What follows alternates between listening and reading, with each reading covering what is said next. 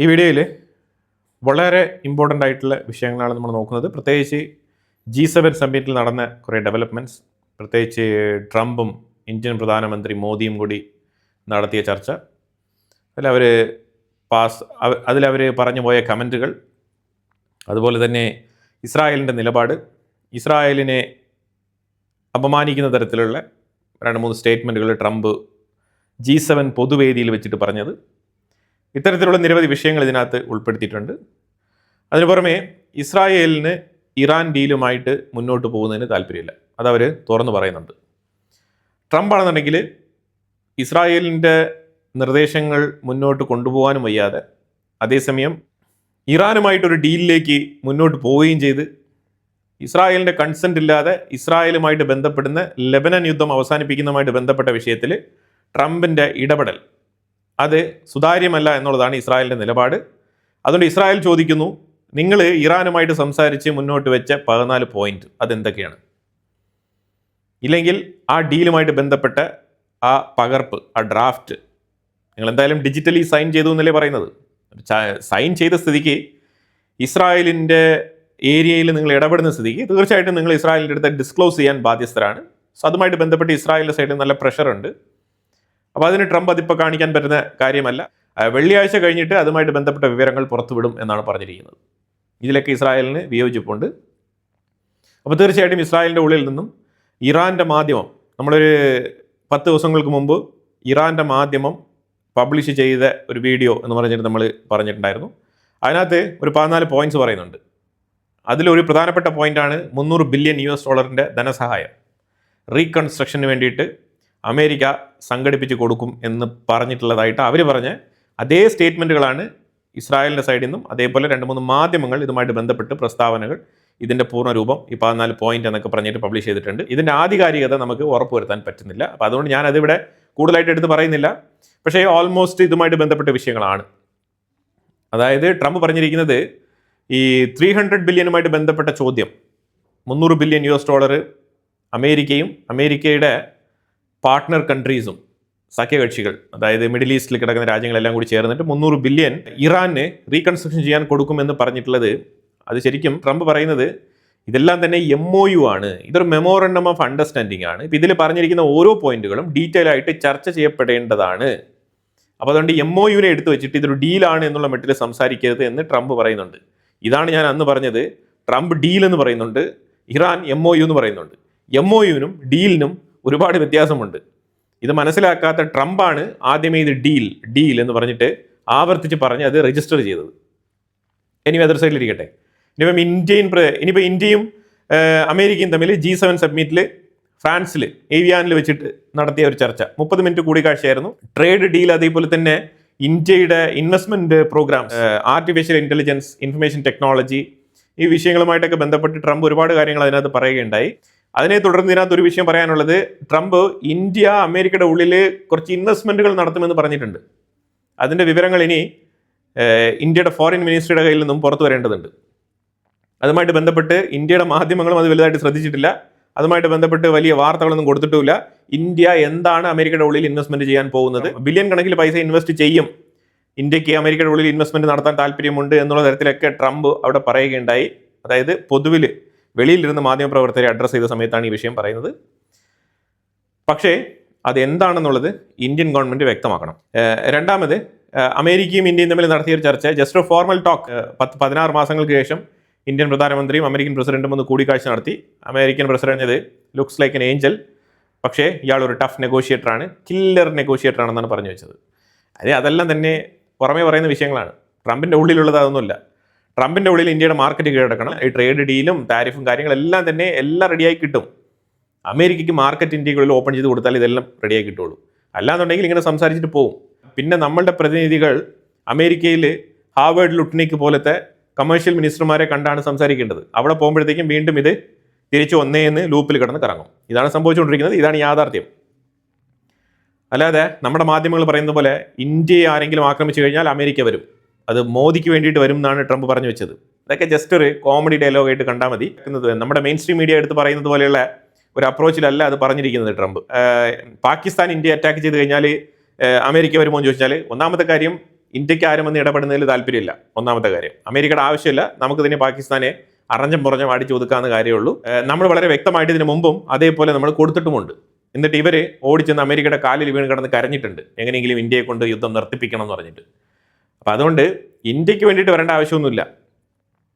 പിന്നെ രണ്ടാമത്തെ കാര്യം, ഇന്ത്യക്ക് വേണ്ടി അങ്ങനെ വരത്തുമില്ല. അല്ലാതെ ഇന്ത്യക്ക് കോമൺ ആയിട്ട് വന്ന് സപ്പോർട്ട് ചെയ്യുന്നൊരു ഏർപ്പാടൊന്നുമില്ല. പൊതുവിൽ ഇസ്രായേലിനോടൊപ്പം പോയി യുദ്ധം ചെയ്തിട്ട് തന്നെ ഇസ്രായേലാണ് ശക്തമായ രീതിയിൽ അറ്റാക്ക് നടത്തേണ്ടി വന്നത്, അല്ലാതെ അമേരിക്ക ഒന്നും നടത്തിയിട്ടില്ല. പിന്നെ ഈ അമേരിക്കയെ കൊണ്ടുപോയിട്ട് നമ്മൾ എന്ത് ചെയ്യാനാണ്? നമുക്കൊരു ബാധ്യതയായിട്ട് മാറും അമേരിക്ക. ഇപ്പം ഇറാൻ യുദ്ധം നമ്മൾ കണ്ടിട്ട് ഇപ്പോൾ ഇരിക്കുന്നേ ഉള്ളൂ. അവിടെ ഇസ്രായേൽ എന്ന് പറഞ്ഞൊരു രാജ്യമില്ല എന്നുണ്ടെങ്കിൽ അമേരിക്ക മൂക്കും കുത്തി വീണേനെ, അത് ഉറപ്പായിട്ടുള്ള കാര്യമാണ്. ഇറാൻ ഇസ്രായേലിനെ പേടിയുണ്ട്, അമേരിക്കയെ പേടിയില്ല. അതൊരു യാഥാർത്ഥ്യമാണ്. ട്രംപ് മോദിയും ഫ്രാൻസിലിരുന്ന് ഈ മാധ്യമപ്രവർത്തകരെ അഡ്രസ്സ് ചെയ്തുകൊണ്ടിരുന്ന സമയത്ത് ഒരു മാധ്യമപ്രവർത്തകൻ മരുന്നിന് ഇന്ത്യയും അമേരിക്കയുമായിട്ട് ബന്ധപ്പെട്ട വിഷയങ്ങൾ ചോദിക്കുന്നില്ലെന്നേ. ഒരു മാധ്യമപ്രവർത്തകൻ പോലും ഇല്ല എന്നുള്ളത്, മരുന്നിന് ഒരുത്തൻ പോലും ഇല്ല എന്നുള്ളതാണ് എന്നെ അതിശയിപ്പിച്ചത്. നമ്പർ 1, ഇന്ത്യയും പാകിസ്ഥാനുമായിട്ട് ബന്ധപ്പെട്ട യുദ്ധം. ട്രംപ് കോമൺ ആയിട്ട് 8 യുദ്ധങ്ങൾ ഞാൻ അവസാനിപ്പിച്ചു എന്നൊക്കെ പറഞ്ഞ് കോമൺ ആയിട്ട് അങ്ങ് പറഞ്ഞു പോയി. ഇന്ത്യയെ സ്പെസിഫിക് ആയിട്ട് എടുത്ത് ഇന്ത്യ പാകിസ്ഥാൻ യുദ്ധത്തിൽ ഞാനാണ് അതിൽ ഇടപെട്ട് യുദ്ധം അവസാനിപ്പിച്ചത് എന്ന് ട്രംപ് അവിടെ എടുത്ത് പറയാൻ ശ്രമിച്ചിട്ടില്ല. ഇല്ലെങ്കിൽ മോദി എടുത്ത് ആസ് യൂഷ്വൽ നിങ്ങൾ ഉദ്ദേശിക്കുന്ന പോലെ നമ്മളന്ന് ഫോണിൽ സംസാരിച്ചിട്ടല്ലേ പാകിസ്ഥാൻ്റെ യുദ്ധം നമ്മൾ നിർത്തിയത്, നിങ്ങൾക്ക് അറിയാവുന്ന കാര്യമല്ലേ എന്നുള്ള രീതിയിൽ പോലും ട്രംപ് അവിടെ എടുത്ത് പറയാൻ ശ്രമിച്ചിട്ടില്ല. ഇറ്റ് മീൻസ് ട്രംപ് അഥവാ JD വാൻസിനെ വെച്ചിട്ട് ഇന്ത്യ അപ്രോച്ച് ചെയ്ത സമയത്ത് ഇന്ത്യയുടെ റെസ്പോൺസ് എന്ന് പറയുന്നത് പോസിറ്റീവ് അല്ലായിരുന്നു. അതാണ് നമ്മൾ ഇതിനകത്ത് മനസ്സിലാക്കേണ്ടത്. പിന്നെ വെറുതെ അവകാശവാദം. കാരണം അതിൻ്റെ പിറ്റേ ദിവസമാണ് ഇന്ത്യ യുദ്ധം അവസാനിപ്പിക്കുന്നത്, ആക്രമണം നിർത്തുന്നത്. അപ്പോൾ ട്രംപ് നൊബേൽ സമ്മാനം കിട്ടാൻ വേണ്ടിയിട്ട് ഇന്ത്യ പാകിസ്ഥാൻ യുദ്ധം എന്നൊക്കെ അങ്ങനെ കൂട്ടിച്ചേർത്ത് ലിസ്റ്റിൽ അങ്ങ് പറഞ്ഞതാണ്. ട്രംപ് നിർത്തിവെച്ച യുദ്ധങ്ങൾ വീണ്ടും എത്രയോ എണ്ണങ്ങൾ ഇപ്പോൾ പൊട്ടിപ്പുറപ്പെട്ടിട്ടുണ്ട്.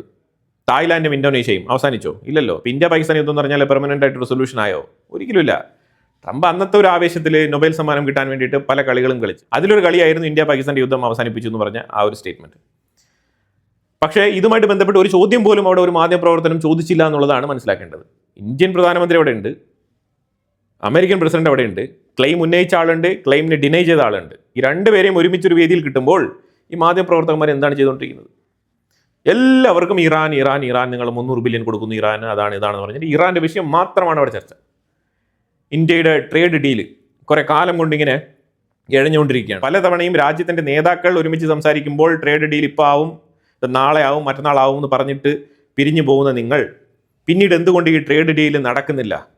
വർഷം 1.5 കഴിഞ്ഞേ. ഇങ്ങനെ ഒരു ചോദ്യം പോലും അവിടെ ഒരു ഇന്ത്യൻ മാധ്യമപ്രവർത്തനം ഒരുത്തൻ പോലും അവിടെ ഇല്ലേ എന്നുള്ളതാണ് എന്നെ അതിശയിപ്പിച്ചത്. Anyway it's waste of time ആയിരുന്നു ആ ഒരു ഇൻ്റർവ്യൂ ഞാൻ കണ്ടുകൊണ്ടിരുന്നത്.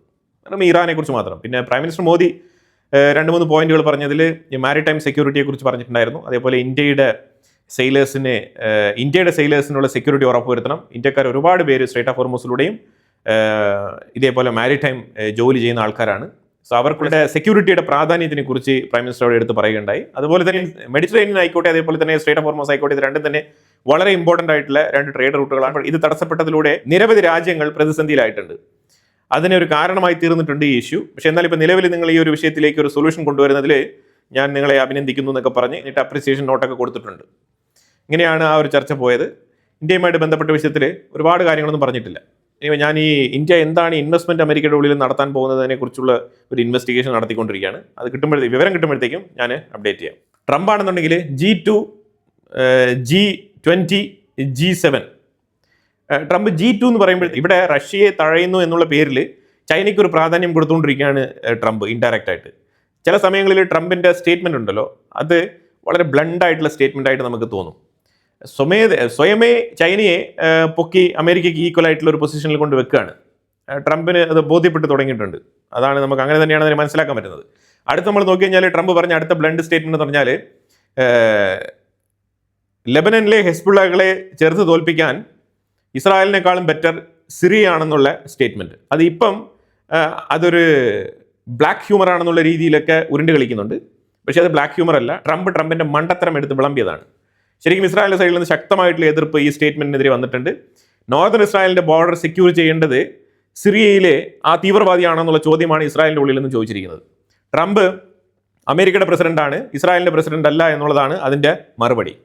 അതുപോലെ ട്രംപ് പറഞ്ഞിരിക്കുന്നത് അമേരിക്ക ഇല്ല എന്നുണ്ടെങ്കിൽ ഇസ്രായേൽ എന്ന് പറഞ്ഞ രാജ്യത്തിനെ ഇറാൻ എന്നേ തീർത്ത് കളഞ്ഞേനെ എന്നുള്ള ബ്ലണ്ട് സ്റ്റേറ്റ്മെൻ്റ് ഒക്കെ പറഞ്ഞിട്ടുണ്ട്. പക്ഷേ ഇസ്രായേൽ ആണെന്നുണ്ടെങ്കിൽ നേരെ മറിച്ച് പറഞ്ഞിട്ടുണ്ട്. ഇസ്രായേലിൻ്റെ US അംബാസിഡർ മൈക്ക് ഹക്കബെ പുള്ളിക്കാരൻ പറഞ്ഞിരിക്കുന്നത് ഇസ്രായേൽ ഇല്ലെങ്കിൽ അമേരിക്ക ഉണ്ടാവില്ല എന്നുള്ള മറുപടി തിരിച്ചു പറഞ്ഞിട്ടുണ്ട്. അപ്പം അങ്ങോട്ടും ഇങ്ങോട്ടും വാക്പോരുകൾ നടക്കുകയാണ്. പ്രധാനപ്പെട്ട പ്രശ്നം ഇറാനുമായിട്ട് വെള്ളിയാഴ്ച ഒപ്പുവയ്ക്കാൻ പോകുന്ന ഈ ഒരു MOU, അതാണ് പ്രധാന വിഷയം. ഇസ്രായേൽ ഗാസയ്ക്കുള്ളിൽ തകർത്ത് വെച്ചിട്ടുള്ള ആക്രമണം നടത്തിയിട്ടുണ്ട്. ഖാൻ യൂനീസ് ഭാഗത്ത് അറ്റാക്ക് നടത്തിയിട്ടുണ്ട്. 2 ഹമാസ് ഭീകരരെ വധിച്ചിട്ടുണ്ട്. അതുപോലെ തന്നെ ലെബനൻ്റെ ഉള്ളിൽ സൗത്ത് ലെബനൻ ഭാഗത്ത് ശക്തമായിട്ടുള്ള ആക്രമണം, ഹെസ്ബുള്ള മെമ്പേഴ്സിനെ ടാർഗറ്റ് ചെയ്താണ് അറ്റാക്ക് നടത്തുന്നത്. തകർത്ത് വെച്ചിട്ടുള്ള ആക്രമണങ്ങൾ നടത്തിക്കൊണ്ടിരിക്കുകയാണ്. ഇറാൻ ആണെന്നുണ്ടെങ്കിൽ കനത്ത പ്രഷറിലാണ്. ഇതിനകത്ത് ഗാലിബാഫിനും അബ്ബാസ് അരക്ചിക്കും മസൂദ് പെസസ്കിയാനും ഈ ഡീൽ സൈൻ ചെയ്ത് മുന്നോട്ട് പോകണം. അവരുടെ രാജ്യം കനത്ത സാമ്പത്തിക പ്രതിസന്ധിയിലാണ്. അതിൽ നിന്നും എങ്ങനെയെങ്കിലും മുന്നോട്ട് പോകണം. അതിന് കിട്ടിയ ഒരു ഓപ്പർച്യൂണിറ്റി ആയിട്ടാണ് ഇതിനെ കണക്കാക്കുന്നത്. കാരണം ഇറാൻ വിട്ടുവീഴ്ച ചെയ്യുന്നത് വെറും 2 പോയിന്റുകളിൽ മാത്രമാണ്. ഒന്ന്, ന്യൂക്ലിയർ ആയുധം ഇപ്പോൾ ഉണ്ടാക്കുന്നില്ല എന്നുള്ളത്, എൻറിച്ച്ഡ് യുറേനിയം, അതുമായിട്ട് ബന്ധപ്പെട്ട ഒരു വിഷയത്തിലും. രണ്ടാമത്, സ്ട്രേറ്റ് ഓഫ് ഹോർമോസിലുള്ള ചരക്ക് ഗതാഗതം അത് വളരെ സ്മൂത്ത് ആയിട്ട് ഫ്രീ ആയിട്ട് നടത്തി കൊടുക്കുക എന്നുള്ളത്. ഈ 2 വിട്ടുവീഴ്ചകൾ മാത്രമാണ് ഇറാന് ചെയ്യേണ്ടി വരുന്നത്. പക്ഷേ നേരെ മറിച്ച് അമേരിക്ക നോക്കൂ. അമേരിക്ക സാങ്ഷൻസ് എലിവേറ്റ് ചെയ്ത് കൊടുക്കും. ഇറാന്റെ എണ്ണയ്ക്ക് ഓപ്പൺ ആയിട്ട് മാർക്കറ്റ്. അതുപോലെ ഈ 300 ബില്യൺസ് കൊടുക്കുന്നെങ്കിൽ അത് വേറൊരു സൈഡിൽ. അതുപോലെ ഇവരുടെ ഫ്രോസൺ അസറ്റ് ആയിട്ടുള്ള $24 ബില്യൺ വർത്ത് വരുന്ന അസറ്റുകളെല്ലാം ഇവർക്ക് കൈ കിട്ടുകയാണ്. ആർക്കാണ് നേട്ടം? നേട്ടം ആർക്കാണ്? ഇനിയാണെന്നുണ്ടെങ്കിൽ സിവിൽ പർപ്പസിന് വേണ്ടിയിട്ടുള്ള യുറേനിയം എൻറിച്ച്മെന്റ് നടത്താം എന്നും കൂടി അമേരിക്ക സമ്മതിച്ചിട്ടുണ്ട്. അതിന് IAEAയുടെ മേൽനോട്ടത്തിലായിരിക്കണം എന്നുള്ള ഒരു കണ്ടീഷനും കൂടിയുണ്ട്.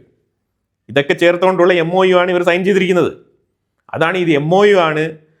അതാണ് കൃത്യമായിട്ടുള്ള പോയിന്റുകൾ ട്രംപിനെതിരെ ചോദിക്കുമ്പോൾ ട്രംപ് ഇച്ചിരി വെള്ളം കുടിച്ചിട്ട് പറയുന്നത് ഇത് MOU അല്ലേ എന്നുള്ള രീതിയിൽ അഡ്ജസ്റ്റ് ചെയ്യാണ്.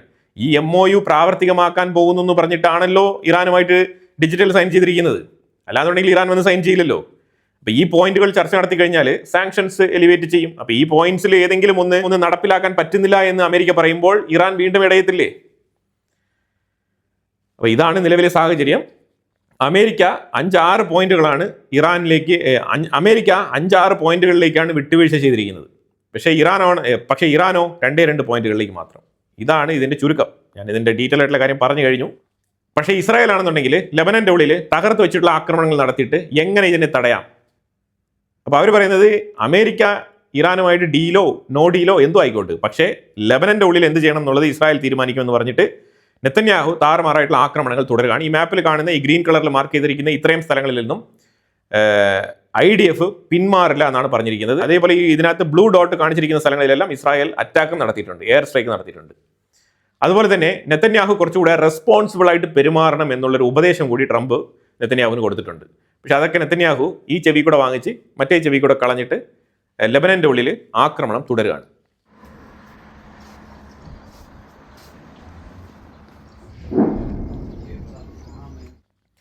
ഇതിനെ തുടർന്ന് ഇറാനും ഒരു താക്കീത് കൊടുത്തിട്ടുണ്ട്. ഇറാൻ അവരുടെ കാര്യം നോക്കിയിരുന്നില്ല എന്നുണ്ടെങ്കിൽ ഇത് ഇസ്രായേലിന് നേരെ വരുന്ന ത്രെട്ടാണ്. ആ ത്രെട്ടിനെ ഇല്ലായ്മ ചെയ്തുകൊണ്ടിരിക്കുമ്പോൾ അവിടെ ഇറാൻ വന്നിട്ട് അഭിപ്രായം പറയേണ്ട ആവശ്യമില്ല. കാരണം ലെബനൻ എന്ന് പറയുന്നത് വേറെ രാജ്യമാണ്, ഇറാൻ അല്ല. അതുകൊണ്ട് ഇറാന്റെ പണി നോക്കിയാൽ മതി എന്നുള്ള താക്കീതാണ് ഇസ്രായേൽ കൊടുത്തിരിക്കുന്നത്. ഇറാൻ ആണെന്നുണ്ടെങ്കിൽ അമേരിക്കയോടൊപ്പം ഡീൽ നിലനിൽക്കുന്ന സാഹചര്യത്തിൽ തന്നെ ഇസ്രായേലിനെതിരെ ഞങ്ങൾ അറ്റാക്ക് നടത്താനും മടിക്കില്ല. കാരണം ഇസ്രായേലുമായിട്ട് ഞങ്ങൾക്ക് കരാറില്ല എന്നാണ് പറഞ്ഞിരിക്കുന്നത്. പക്ഷേ ഇവിടെ ഒരു വിഷയം മനസ്സിലാക്കണം. രണ്ടാമത്തെ പോയിന്റ്, ഈ MOUവിൽ രണ്ടാമത്തെ പോയിന്റ് ആൾ ഫ്രണ്ട് വാർ സ്റ്റോപ്പ് ചെയ്യും, ഇൻക്ലൂഡിങ് ലെബനൻ എന്നും കൂടി അമേരിക്ക അങ്ങോട്ട് മൊഴിഞ്ഞു കൊടുത്തിട്ടുണ്ട്.